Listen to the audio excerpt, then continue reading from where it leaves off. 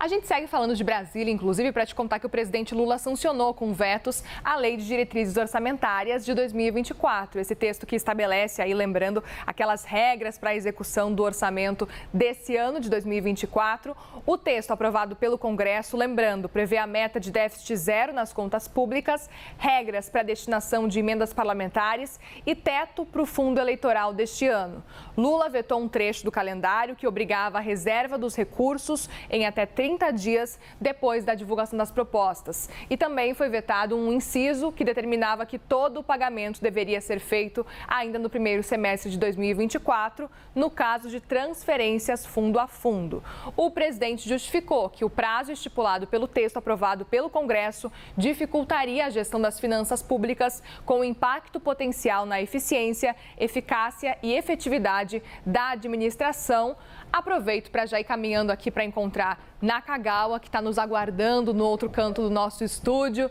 Naka, a gente está explicando então aqui quais foram os vetos do presidente Lula com relação a esse texto que repercutiu bastante, que foi muito discutido ao longo de 2023. Explica melhor para a gente então esses pontos, esses dois vetos principalmente que foram então escolhidos pelo presidente Lula. O presidente Lula vetou alguns tópicos desse projeto de lei, Muriel, que davam a percepção para o executivo de engessamento dos recursos. Então, ele protegeu a pouca flexibilidade que o orçamento brasileiro tem atualmente.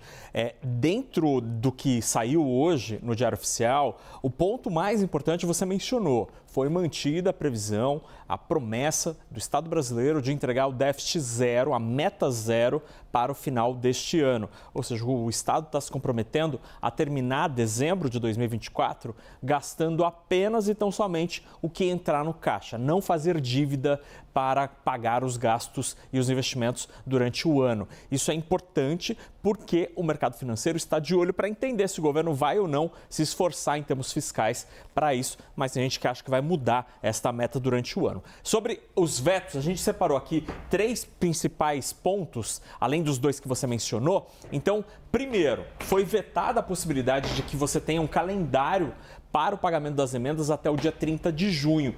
O veto diz que isso violaria a Constituição, e já que não há previsão de colocar uma data limite para a execução de alguma rubrica do orçamento federal. Ou seja, fica sem uma data específica. Exatamente. Mantém. É o ano de 2024. Não importa se é dia 2 de janeiro hoje ou no dia 31 de dezembro, tudo está dentro do orçamento, está valendo sem uma data específica. Segundo ponto que foi vetado, importante, prioridade para as emendas.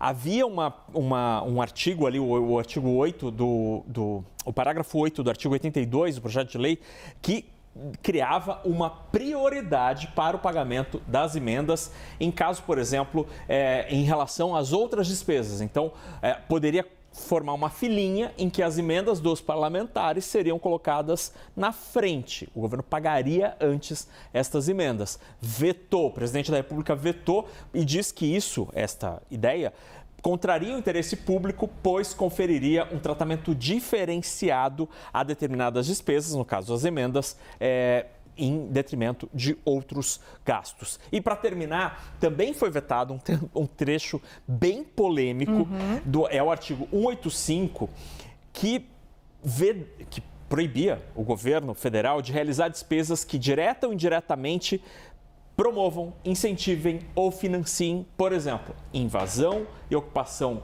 de propriedades rurais, ações que desconstruam ou diminuam o conceito da família tradicional, formado por pai, mãe e filhos, e também realize ou financie abortos, exceto nos autorizados em lei. Segundo o veto do presidente da República, são condutas aleatórias citadas na legislação, impertinentes em relação ao que consta na Lei de Diretrizes Orçamentárias. Ou seja, são assuntos sobre os quais o orçamento não trata, não diz respeito. O orçamento é criado e é votado para determinar políticas públicas e não necessariamente itens que cada ministério vai fazer ali no detalhe. Então, também teve veto neste artigo 185, que previa a proibição do governo em financiar ações relacionadas a essas políticas todas elas que giram em torno daquela chamada pauta agenda de costumes. É isso, vamos ficar de olho, até porque é um ponto que certamente o Congresso